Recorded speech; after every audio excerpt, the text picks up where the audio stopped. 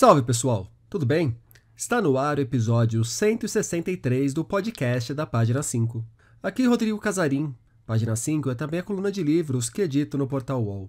Estou no Instagram como página.5, no Twitter como @rodcasarim e no Telegram, só procurar pelo grupo Página 5. Também assine a newsletter da Página 5. Basta me mandar seu e-mail por qualquer rede social ou se cadastrar no página5.substack.com. Link na descrição do episódio. Ana Elisa não é da guarda patrulheira. É alguém que valoriza as nuances do idioma, o seu colorido, os seus desvios brincalhões. Ela vai na contramão da asepsia.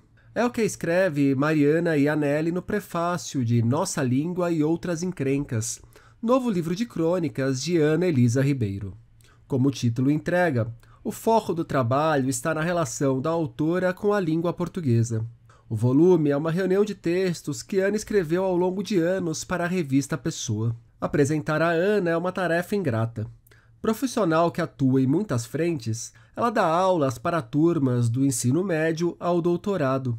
Como escritora, dedica-se não só às crônicas, mas também à poesia, ao conto, aos livros infantis e aos juvenis, categoria que lhe valeu um jabuti em 2022, graças a Romieta e Julieu, tecnotragédia amorosa. Também pesquisa tecnologias ligadas à leitura e à editoração e atua como editora. É uma das cabeças por trás do selo Autêntica Contemporânea, por exemplo, atividade que fez parte do nosso papo.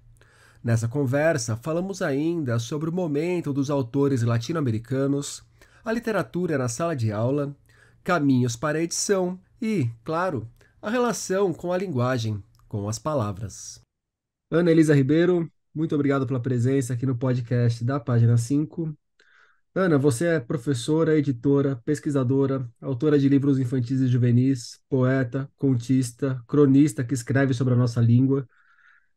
Antes da gente entrar no livro que você acaba de lançar, eu queria saber como que você foi parar nesse emaranhado de encrencas. Primeiro, te agradeço pelo convite, pelo papo aqui, né? Acompanho o podcast, então é sempre legal a gente se ver no espaço que a gente escuta e acha bacana, né? Eu acho que esse emaranhado é uma coisa só. Eu sempre gostei, sempre a vida toda, gostei muito de ler e muito de escrever.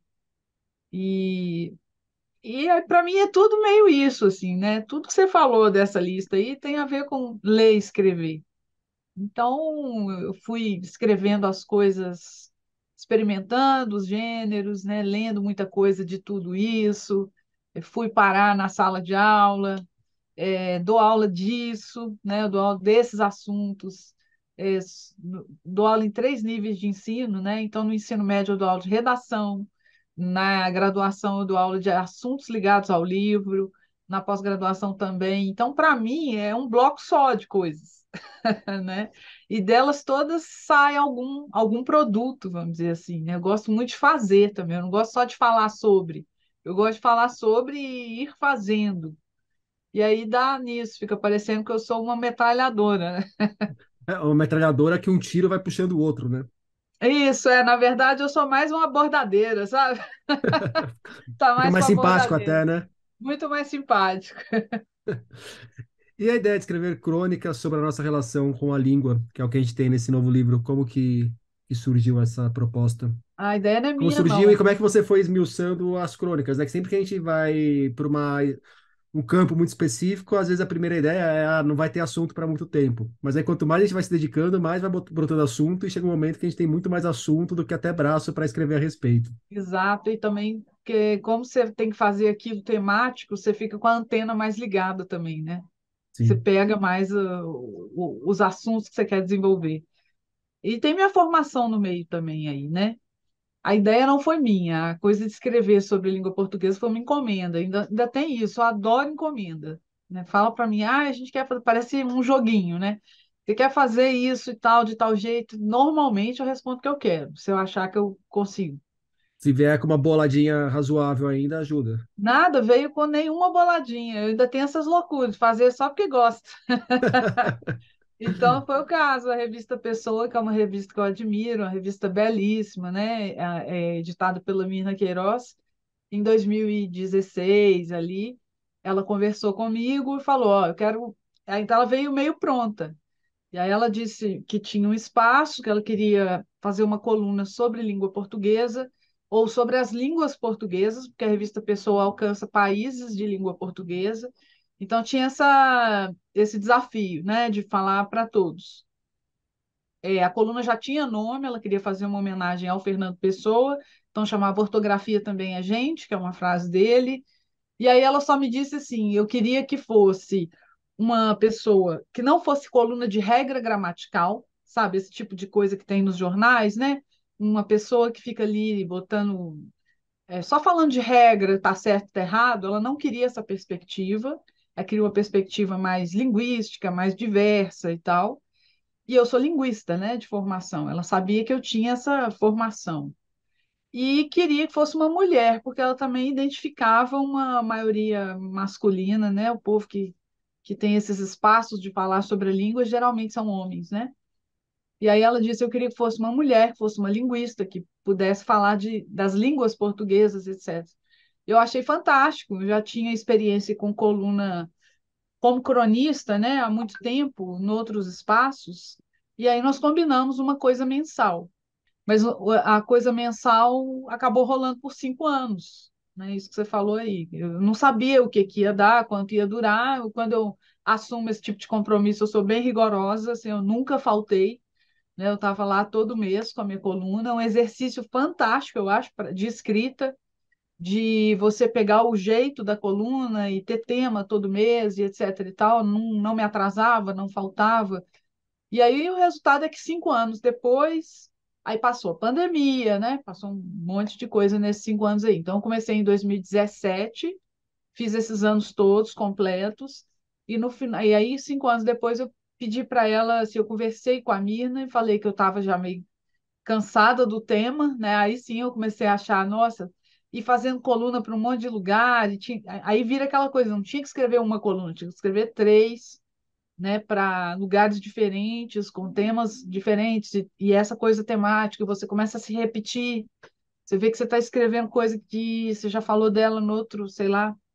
E aí eu conversei com a Mirna para me dar umas férias, assim que a gente falou: deixa eu parar. Fiquei com 5 anos, acho um bom, sou meio chata com isso, é um número redondo, assim, Se e começasse mais um ano, ia ter que levar até aí eu 10. ia ter que levar até 10, é. Então eu falei: não, vamos, vamos aqui.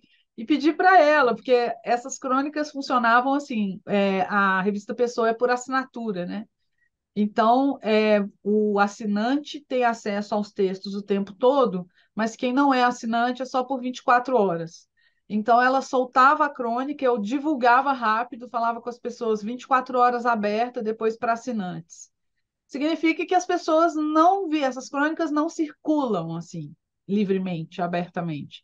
Então, elas também ficaram fechadas ali, né? Então, eu conversei com a Mirna se ela cedia, a revista cedia lá os textos todos, para a gente dar uma nova circulação para esses textos, porque eu ficava sabendo, frequentemente alguém me falava comigo, mandava uma mensagem, mandava para a revista, comentando alguma crônica, e muitas vezes essas pessoas eram professores. É um pessoal que pegava aquela crônica e usava na sala de aula para discutir algum assunto, para falar de língua portuguesa e tal. E aí eu falei: bom, acho que vale a pena pegar esse material, editar, né, juntar, selecionar também e fazer o livro, tornar isso um livro para ele ter uma outra circulação. E eu acho que a editora ideal para fazer isso era a Parábola, né?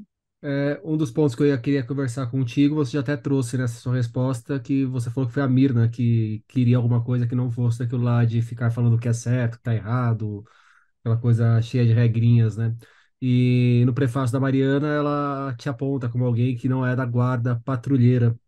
É, E me chama a atenção que em algum momento do livro você, inclusive, escreve que você, ao ir ao texto de alguém, você prefere, em vez de dizer que vai corrigir aquele texto, acha melhor dizer que vai fazer ajustes, vou indicar comentar. sugestões, apontar outros É. caminhos, fazer comentários. Como que é? trabalhar com essas nuances da língua num mundo tão chapado, tão binário, quase um fetiche pela exatidão e muitas vezes quem tem um domínio até parco da língua, mas tem a certeza absoluta de que sabe alguma coisa, usa isso para subjugar o outro. Eu acho que sempre foi assim. Talvez, não sei se nem a gente pode dizer que está mais violento ou menos violento. Essa coisa com a língua é esquisita, é violenta, é de domínio mesmo, né? E a coisa da norma, do que as pessoas chamam de gramatical, né? Também é um domínio de uns sobre os outros, etc. E é muito impressionante, né? Porque a gente passa a vida inteira. Se a pessoa fizer o básico, né? Fechar ali o ensino médio, ela vai ter estudado mais ou menos 11, 12 anos, e sempre com a sensação de que não sabe, né? De que não domina, etc. E uma parcela pequena da população com essa sensação de domínio, de saber, de poder apontar para o outro, né? De fazer avaliações, seleções com base nisso. Então a coisa funciona assim, né? O que eu acho legal é a gente apontar, por exemplo, eu acho muito, como professora de redação mesmo, né? Sempre aparece essa palavra ao meu redor que é corrigir, né? Então, é uma palavra que, quando alguém usa, o pressuposto é está errado, né? Se você já vai corrigir, já está errado. E aí a minha profissão fica muito ingrata, né? Eu só leio o texto errado. É muito ruim isso. Então, e não é, inclusive não é verdade, né? Eu leio muitos textos bons, textos bem escritos, textos bem feitos e outros nem tanto. Às vezes por falta de dedicação da pessoa até. A pessoa sabe, ela não faz porque está corrido. As condições de produção de um texto na escola não são as mais legais do mundo, né? Você está ali premido por 50 minutos. A minha instituição, por exemplo, tem muito barulho. Eu sempre fui uma pessoa sensível a barulho. Eu estaria numa situação péssima ali, assim, de escrever, né? Os meninos hoje é muito mais livre, eles usam fone, eles põem fone, alguns estão ouvindo música, outros põem fone só para isolar um pouco mesmo. Então, assim, são condições um pouco adversas. E aí a gente já partir do pressuposto que vai estar errado, que a professora é uma espécie de guardiã, né, do texto correto, como se o texto correto tivesse um gabarito, né, absoluto. E não é verdade, né? Você fala para uma galera de 30 meninos, você fala para eles, adolescentes, jovens, você fala para eles, gente, nós vamos escrever uma crônica, para ficar no gênero aqui. Nós vamos escrever uma crônica, e conversa sobre crônica, e lê crônica, e todo mundo se informa um pouco sobre aquilo. E aí eu vou dizer que tem uma crônica que é um modelo que eles deveriam seguir. Isso não é verdade para nenhum cronista, né? Então, é muito mais legal, eu acho, trabalhar no diverso, assim. Só que isso também não é fácil para quem quer achar um motivo para excluir. O lance da exclusão é que faz você adotar uma coisa como correto e o resto como errado. Mas não é verdade que seja assim. Então, ainda mais a crônica, um gênero muito livre. Então, imagina, no ensino médio de uma escola pública federal, que é considerada uma escola boa, que atende gente de todas as classes sociais e milhares de meninos, hoje eu encontro um menino que chega no ensino médio com dúvida do tipo, eu posso escrever em primeira pessoa? Eles acham que não pode escrever em primeira pessoa. Primeira pessoa é proibida. E aí você tem que ir desfazendo essas coisas esquisitas, sabe? Cara, mas é claro que você pode escrever na primeira pessoa. Mas eu posso escrever eu? Pode escrever eu, mas não quer dizer que seja você. Esse que é né, o nó do negócio, assim. Mas como assim sou eu, mas não sou eu? Não, não é. É um narrador, né? Não quer dizer que seja você e nem que também que vai ficar bom, mas inclusive você pode escrever É, algo que não fique bom, você tem esse direito. também é, e podemos conversar sobre isso, compartilhar. Então, eu acho que é uma coisa muito mais assim, de ver quais soluções as pessoas encontraram, são diferentes soluções, né? Quais textos que a gente acha que são os mais legais daqueles todos ali, mas por que que eles são mais legais? por que que a gente diz que uns estão bem escritos e outros não estão bem escritos, né? Uns estão fora do gênero, outros estão dentro do gênero e estão dentro do gênero de maneiras diferentes, né? E olha como é, assim, é muito mais complexo, né? No sentido assim de tanta coisa para ver, tanta possibilidade, tanta coisa para olhar. E, ao mesmo tempo, eu acho muito mais, é claro que é muito mais trabalhoso, né? Seria mais fácil adotar um gabaritão lá e falar que é isso, né? E aí eu estou apavorado com o chat GPT, por exemplo. Outro dia me perguntaram isso, como é que você faz agora com o chat GPT? Eu falei, eu não estou nem aí, porque os meus alunos escrevem dentro da sala comigo. Agora, você puxou a resposta muito pela ótica da sala de aula para o ensino médio. E aí eu vou olhar ainda para sala de aula, mas para o que está no entorno da sala de aula. Os alunos vêm com dúvidas e com angústias. Mas eu aposto que tem muito pai que vem cheio de certezas obtusas cobrar essa cartilha de certo e errado, não? E assim, Não, e aí, é, isso aí eu diria do pai olhando para como as pessoas se manifestam sim, sim, normalmente deve em ter. É várias que lá, instâncias. a gente lá fica meio blindado disso aí. Com Ah, que bom. certeza. Senão eu nem tava, não tinha sobrevivido, não. Tinha mudado de profissão. Quem gosta de escrever, você gosta, né, Rodrigo? Você gosta de ler, você gosta da coisa toda. Quem gosta de escrever não suporta esses engessamentos estranhos, né? É, seria inviável para mim, assim. Eu sei que socialmente as pessoas têm essa cobrança da cartilha, do que é certo, o que é errado. É claro que a gente comenta lá o que é considerado certo, o que é considerado errado, que é diferente de dizer o que é certo e o que é errado, né? Nós estamos falando assim de valorações, né? De vez em quando a gente comenta, olha, quando você for fazer o Enem, vão cobrar isso aqui, ó, né? Mas não é só isso que existe. Então, assim, eu acho muito mais legal a gente dar o espectro. Tem esse certo para aquele momento que é o momento Isso, quadrado, né? Então, exatamente. Então, assim, faça esse jogo você ali. precisa ter um jogão de cintura, né? Então, assim, para esse momento aqui, sabe aquele negócio que a gente estudou e tal? Vai ser esse. Mas para esse outro, esse aqui você não vai precisar tanto dele. Você pode usar um outro. Inclusive, você pode ser criativo, você pode transgredir, você pode inventar coisas. Senão, você também não forma escritor, vamos dizer assim, né? Não forma escritor de uma maneira geral. Imagina, todo mundo. Isso aí me lembra um outro momento de uma outra crônica que você escreve sobre as palavras que não existem, quando alguém aponta que uma palavra não existe só porque ela não está É, dicionarizada, né? Então você não achou no exatamente. dicionário. Eu estou falando a palavra e porque você não acha no dicionário, então ela não existe. Então o que Ela eu estou não existe falando como, né? tá desaparecendo, tá sumindo. E assim, isso é muito legal. Quando a gente estuda linguística, essa coisa toda muda muito. Eu acho que é uma formação que muda completamente a perspectiva, assim, é muito legal. É exatamente isso. Se você forma aquela palavra, é porque a gramática da sua língua permite, né? Tem um encaixe na sua língua que você tem, você conhece as regras da sua língua, vamos dizer assim. Mas regras não é no sentido de prescrição, regra de que alguém diz que tem que ser assim. Né? É a formação mesmo, a estrutura da sua língua, etc. e tal, te permite fazer coisas. E aí, de repente, você compõe uma palavra, o outro entende o que você falou, é mais legal ainda, porque você fala uma coisa que não está no dicionário, o cara ou com quem você estiver conversando entende o que você está dizendo, eventualmente acha graça, né? Mas aí alguém vai dizer que aquilo não existe. Não existe assim, né? Não está. Geralmente essa coisa do não existe é porque não está em algum dicionário. Só que Não o foi dicionário validado ainda, leva né? um tempão, o dicionário leva um tempão para incorporar as coisas, né? Ele é muito depois do que a gente faz socialmente. Então, aí tem briga para tudo, briga para estrangeirismo, né? Não pode pegar a palavra. Gente, se a gente não pudesse pegar nada emprestado, nem existia, né? A língua nem existia.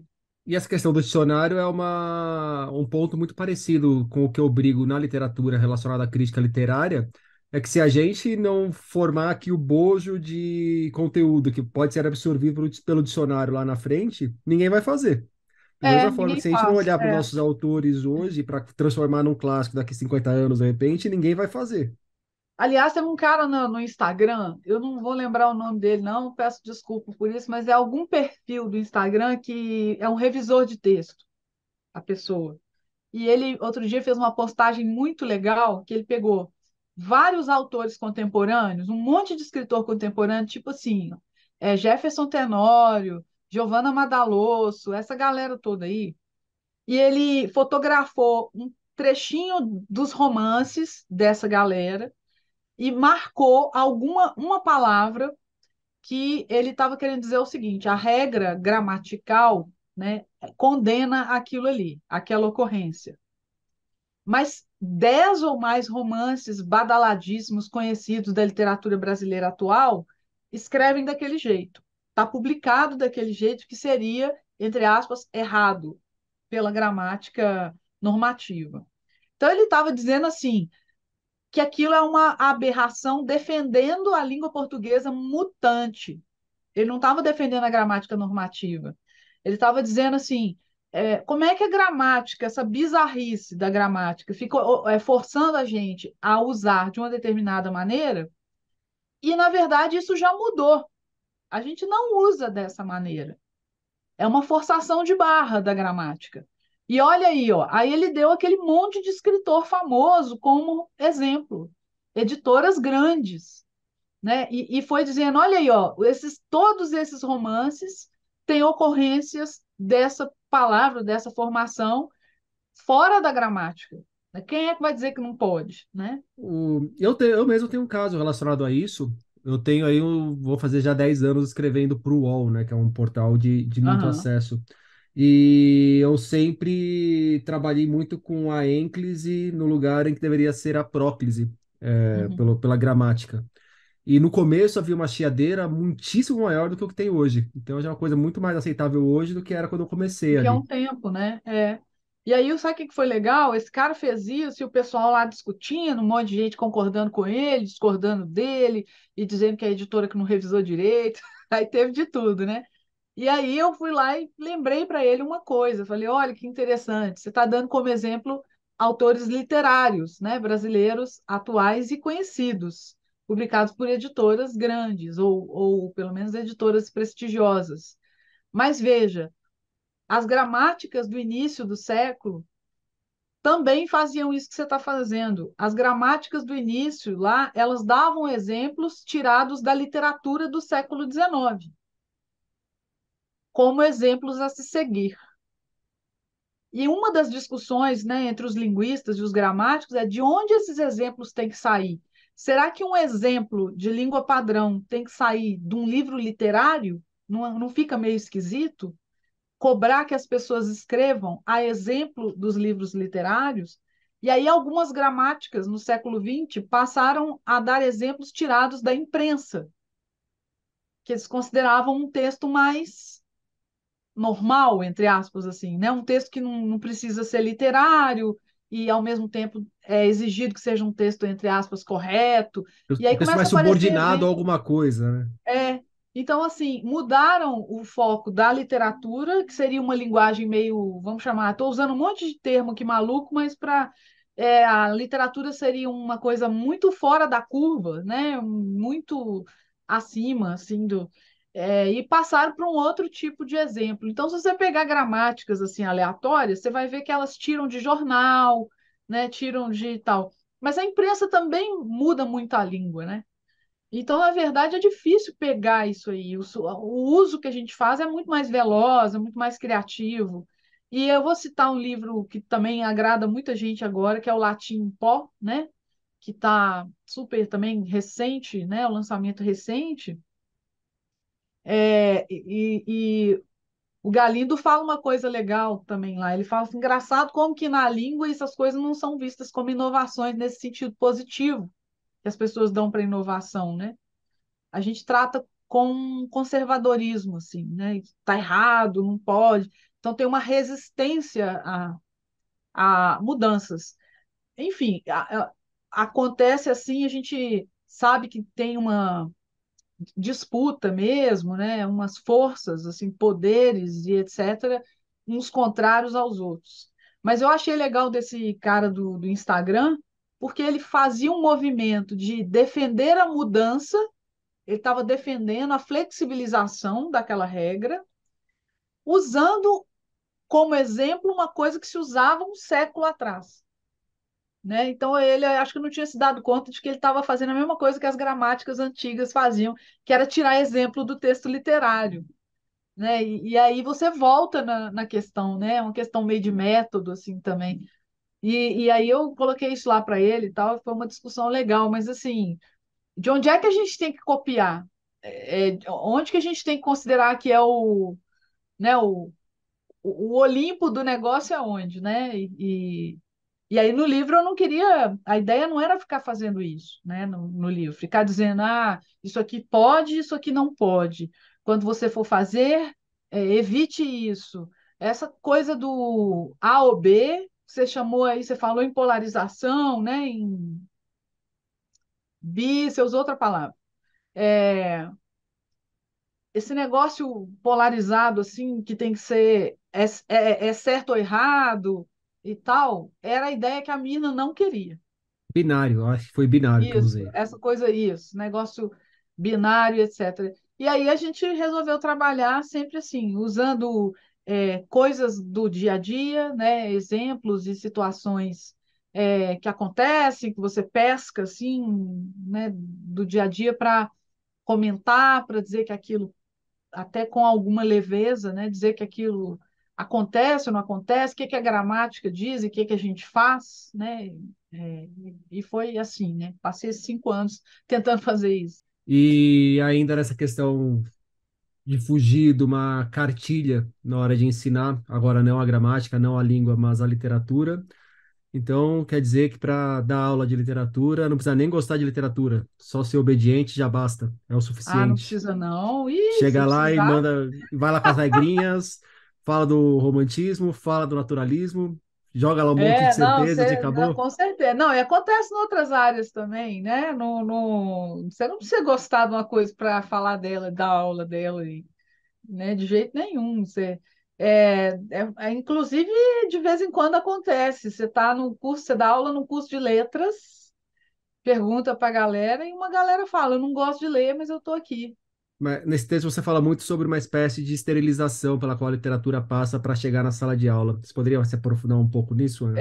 Eu acho que é difícil levar a literatura, mas aí eu estou falando também da literatura A literatura, assim, com contemporânea. aquele olhar rebelde que a gente tem pela literatura, a É literatura isso, que porque vai instigar a provocar no mundo, né? é, Não eu acho que servir para muita uma gente coisa acha didática em necessariamente. torno da escola, não só na escola, mas toda essa comunidade em torno, você falou também de pais e mães, tem uma visão da literatura como um lugar assim meio sagrado, um espaço sempre do bonito, do ornamental, né, do Nossa, eu vou até dar um exemplo que para mim, assim, sempre que eu ouço alguém falar, me dá vontade de socar a parede, que não é só da literatura, mas é da arte como um todo. Quando a gente vai para as artes plásticas, que alguém fala, nossa, mas você colocaria um quadro desses na sala da sua casa? isso, é ornamental, né? Tem que ser bonitinho. Eu lembro assim, tem que ser, poesia, então, só palavra bonita, né? Só imagens bonitas, temas bonitos. Então, poesia tem que falar de natureza, tem que falar do amor, tem que falar. Nananã. E aí não tem nada a ver, né, Rodrigo? Tem nada a ver. A literatura fala o que ela quiser, faz o que ela quiser, inclusive pode ser super provocadora, pode ser tanto muito para frente quanto muito para trás, pode ser conservadora, pode ser progressista, literatura pode ser revolucionária, pode ser usada como um dos elementos de uma mudança, né? Um monte de escritor atuando politicamente produziu manifestos, né? E esses manifestos não diziam respeito só à linguagem, diziam respeito ao comportamento, à sociedade. Então, é uma visão de mundo, é uma visão de país. E então é muito fora, muito sem noção achar que a literatura é o lugar só do bonitinho, do limpinho, do arrumadinho. Com isso, muitos livros são censurados, né? A gente tem visto isso cada vez mais, mas isso é coisa velha, francamente censurados. A escola chega a anunciar a leitura e tem que voltar atrás, ou acha que tem que voltar atrás. Eu acho que ela faz um enorme desserviço quando ela volta atrás, por pressão de fora. né? Ah, que absurdo, porque esse livro tem um palavrão, por exemplo, né? Esse livro trata de um tema sensível, meu filho não pode ouvir falar disso. Se tem um personagem gay, por exemplo, né? Ou é um livro que está tratando muito diretamente de racismo, é, e não é nem nada demais, né? Você não precisa nem ir para pornografia. Qualquer coisa é pornografia. Recentemente acusaram aqui numa escola o Davi do Michelangelo de ser pornografia. Então fica impossível. Você não consegue chegar em literatura nenhuma. Você tem que ler o livro naquela seleção prévia ali para ver quais livros vão ser lidos. Nananã. Eu acho que, primeiro, estão lendo cada vez menos literatura.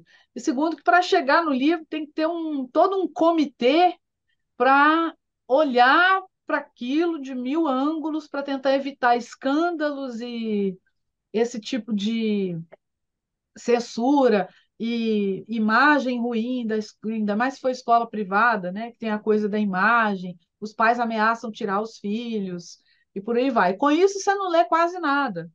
Na minha escola aqui, que é pública e tal, é, ano passado, eu acho, indicaram para a entrada dos meninos no médio, indicaram um Jorge Amado, e eu lembro que na época, quando eu soube, eu pensei, poxa, ousado, né? Porque assim, ler Jorge Amado, vai ler palavrão, né? Vai ler um monte de. Eu achei super ousado. E depois eu soube que teve reclamação e tal. Só que a escola não cede nisso, porque Jorge Amado, sinto muito, vamos ler Jorge Amado. Mas não é toda escola que peita desse jeito, né? E aí você fica sem ler um pedação da literatura, você fica com uma ideia muito atravessada do que é literatura e não chega na literatura contemporânea, a não ser por heróicos professores assim individualmente que conseguem fazer coisas, né? Conseguem levar alguns livros aí para a discussão, mas correndo risco. Todo mundo sabe que está correndo risco. E por falar em literatura contemporânea, você está fazendo o trabalho de edição na Autêntica Contemporânea, né? Como que Isso. está sendo É, construir esse catálogo e o que vem por aí? Que eu acho que é uma das boas novidades que a gente teve nos últimos anos aí no nosso mercado. é, legal mesmo, né? Tem sido isso também um convite da Regiane, né? Que é a diretora geral lá do grupo. Sabe que a Autêntica tem um monte de selo, né? Produz em muitos segmentos, né? Uma editora que fez 25 anos, nacional, zona, assim. E a Autêntica estava. A Regiane tinha vontade de ter um selo dedicado. Ela sempre publicou literatura espalhada no catálogo, né? Se você for olhar lá o catálogo do selo mãe, né, do Autêntica, tem bastante coisa de literatura. Eu acho que uma das coisas mais recentes é um livro que fez bastante sucesso, Os Sabiás da Crônica, né? Aquele que tem a galera toda dos cronistas lá, que é um livraço super legal. E outras coisas, ela tem o Campos de Carvalho, a Maria Amélia Mello foi editora lá, né? Muito clássico, né? Mas não tinha esse selo assim do contemporâneo, como diz o pessoal aqui da UFMG, do extremo contemporâneo. E aí a Regiane um dia veio, me chamou no canto assim, e falou: Ana, eu quero fazer uma coisa assim. Você acha que dá? Eu falei: eu acho. Eu acho, você tem que ter a antena ligada aí no que está acontecendo agora. O Brasil, né, tem muito escritor, muita escritora, muita editora, né? Está acontecendo muita coisa, muito efervescente. É o caso, então, de ver o que você quer, né? Qual é seu, como é que você quer dar esse perfil para esse selo e começar, né? Vamos fazer tradução de quê, né? Vamos dar preferência para quê? Se tem alguma pauta, assim, vamos fazer brasileiros, obviamente, né? Ela relativamente pouco brasileiro, assim, no catálogo. E aí a gente começou, né? A gente começou com a Marcela Dantes e traduziu um monte de coisa legal, né? Traduziu a Rivera Garça, por exemplo, que é uma mexicana, né, super importante. Esse ano tem uma série de brasileiros no começo aí. O Charbel acabou de lançar um livro super legal, e vem mais traduções bacanas também. Fechamos, acho que começamos o ano com a Débora Levi toda, né? Com a trilogia da Débora Levi, que foi muito legal também. Eu ia comentar justamente dela, que assim, dos estrangeiros que vocês estão lançando, que o selo está lançando, a Débora Levi, mas é muito legal, mas eu acho que ela já estava publicada aqui no Brasil. Mas a Cristina Rivera Garza, realmente, um puta sucesso não só no México, mas na América Latina e não estava publicada, não estava tão bem editada aqui no Brasil. Então já Não, vai na sair uma verdade, as coisinha ou outra. duas.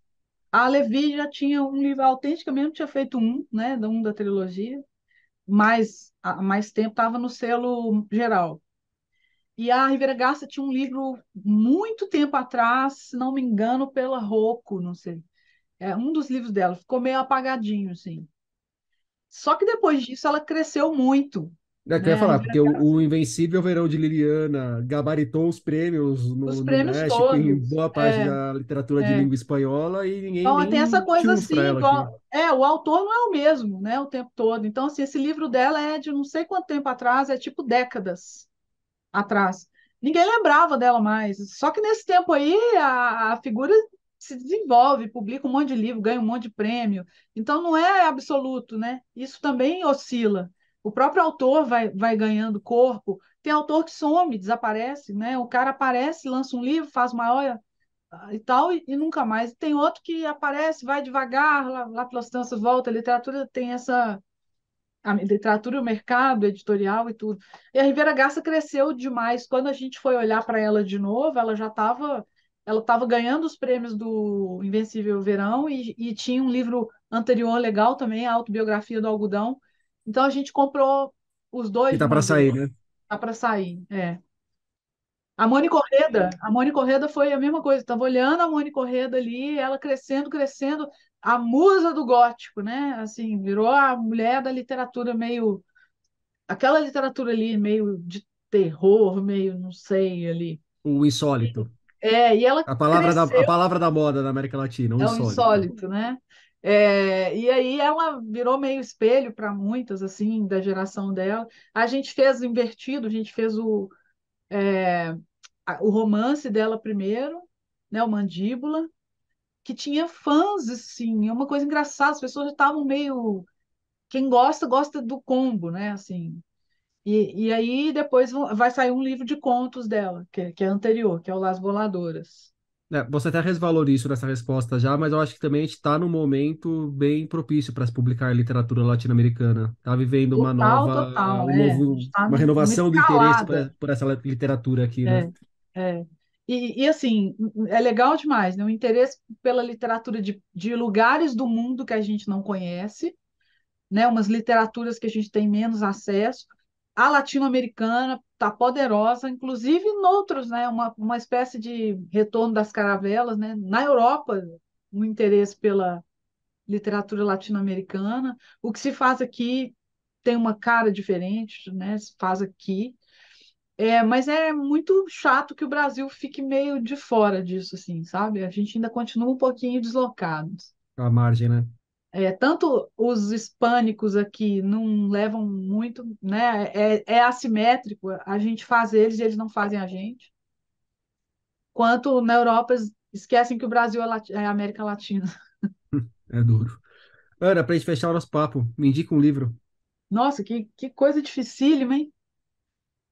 Indique um livro. Eu vou falar um aqui que eu adorei, assim, eu li, até hoje eu fico meio encantada com ele. Não sei se é um livro que saiu pela Mundarel, de uma catalã, chamado Canto Eu e a Montanha Dança, que eu li encantada, assim. Você conhece ele, né? Um vermelho, Conheço, assim. conheço.